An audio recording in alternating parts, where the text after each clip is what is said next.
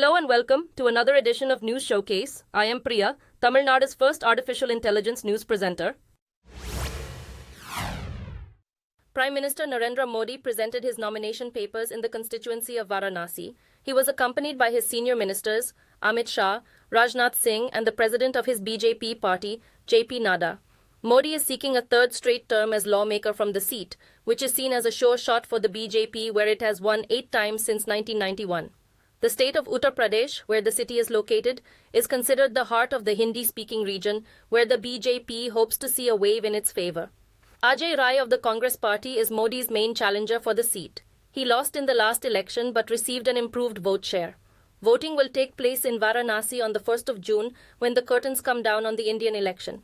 Before the nomination process, Modi visited the Kal Bhairav temple and offered prayers.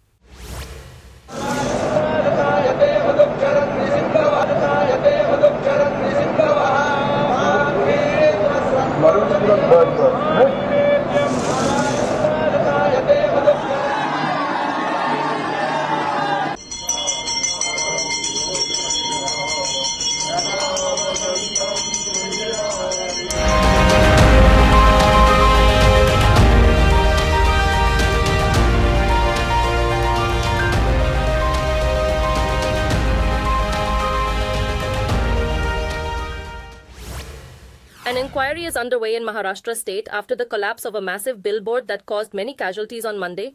The state has announced financial aid for the families of the dead and the injured. Authorities in Mumbai said at least 8 people were killed and over 60 others were injured after a massive billboard collapsed during an abrupt storm. According to police, the billboard, which was 70 meters by 50 meters, collapsed onto homes and a gas station. The hoarding collapsed as rain and dust storms tore up trees, disrupted traffic, and caused power outages. Local news stations showed footage of the enormous billboard swaying in the wind before collapsing and smashing into nearby buildings along a main thoroughfare in the eastern part of the city. Authorities said 4 major hospitals in Delhi received bomb threats, including the Delhi State Cancer Institute. In its first reaction earlier in the day, the fire service said it was trying to verify if the threats are real. Recently, schools in the city received bomb threats delivered by emails which sparked searches, evacuation, and closures. The threats traced to computers with Russian IPs were found to be fake. Similar fake threats also set off panic at schools in Ahmedabad and Jaipur cities. Bomb threats were also made against the airport in Delhi recently. The threats are a challenge to the security services due to the national election underway across the vast country. The Enforcement Directorate has told a court that it will name the Aam Aadmi Party as an accused in the liquor contract case. The financial investigator made the statement at the High Court when it heard a petition seeking bail for the party's leader, Manish Sisodia. Last year, the Supreme Court wondered why a political party is not named as accused if it had benefited from the proceeds of corrupt practices. The investigator's latest move comes days after the release of the party's top leader, Arvind Kejriwal, on interim bail and his fiery campaign speech against his political rivals. The case revolves around liquor contracts awarded by the Delhi government and allegations that large amounts of unexplained payments took place in the deal. The AAP and its leaders have denied the charge. A day after India signed a contract to operate a port in Iran, a U.S. State Department spokesman said those doing business with Tehran should be aware of the risks as Iran is under U.S. sanctions. According to reports, spokesman Vedant Patel indicated to reporters that there was no exemption for India's collaboration with the Iranian port. The Chabahar port in the Gulf of Oman will give India access to Afghanistan and Central Asia by rail and road bypassing Pakistan. India and Iran have signed a 10-year deal to develop the port, with India investing $120 million USD and another $250 million to be raised through loans. This is the first time India is taking over the operation, which is expected to significantly increase trade between India, Iran, and Afghanistan. U.S. Secretary of State Antony Blinken is on a visit to Ukraine as fresh supplies of American weapons reach the front lines. His visit coincides with Ukraine's effort to repel a significant Russian incursion close to its second city of Kharkiv. Blinken landed in southeast Poland before traveling to Kyiv by sleeper train, which was a 9-hour ride. President Volodymyr Zelensky and senior officials are holding talks with Blinken amid reports of assurances from the U.S. diplomat. The visit comes 3 weeks after the U.S. Congress finally approved the latest aid package for Ukraine worth $61 billion USD. A breakthrough came after more than a year of impasse in Washington, where some Republicans were fiercely opposed to the aid.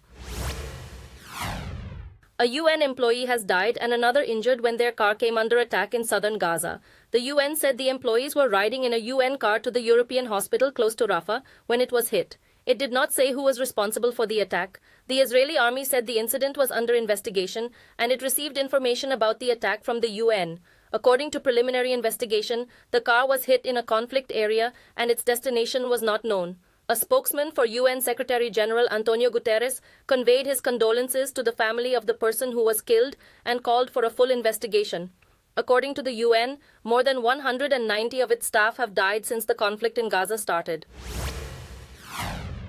The star witness in Donald Trump's Manhattan trial has consistently linked the former president to a 2016 hush money deal. Michael Cohen, the former attorney for Trump, claimed that he spoke with him immediately after making the payment to adult film actress Stormy Daniels. He said that it was just one of many occasions he worked at the direction of and for the benefit of Trump. Daniels had promised to keep silent about her claims over having sex with Trump in exchange for the payment. Trump has denied ever seeing Daniels. Trump is charged with 34 counts of commercial fraud as a result of his reimbursement of Cohen for the payment through transactions disguised as legal bills. Violent clashes between protesters and officials have left 4 dead and at least 100 others injured in Pakistan-occupied Kashmir. Reports said one of the dead was a police officer. Since Friday, thousands of people have taken to the streets to demonstrate against increased flour and power prices. Paramilitary troops known as Rangers were deployed in the main city of Muzaffarabad as the violence intensified. Mobile phone towers were switched off, and businesses, public transit and schools were closed as a precaution. Organizers suspended the protests on Tuesday after Prime Minister Shehbaz Sharif announced subsidies of 24 billion rupees. The protest leader, Shaukat Nawaz Mir, said the government has accepted all the demands, but he demanded compensation for the families of those killed in the violence. To stay on top of the competition, OpenAI, the creator of ChatGPT, has unveiled a new model, GPT-4o. This model can interact with text and images and can have realistic voice conversations. The OpenAI researchers demonstrated during a live stream event its audio capabilities that allow users to speak and receive real-time responses without any delay. These are 2 characteristics of realistic conversations that AI voice assistants have found difficult to achieve. The company said the new model will be given away for free, but the paid version will have higher capacity. It said the model will be accessible on ChatGPT in the coming weeks. The announcements came 1 day ahead of Alphabet's annual developers conference, where the company is expected to unveil its new AI-related capabilities. The former wife of US billionaire Bill Gates has said that she was leaving the foundation they created together. In a post on X social media platform, Melinda French Gates said her last day of work with the Bill and Melinda Gates Foundation would be June 7th. It said under the terms, she will keep $12.5 billion with her to work on behalf of women and families. The foundation has grown over the years to become one of the most influential in the world. Its CEO Mark Sussman said the organization will now be known by the name Gates Foundation.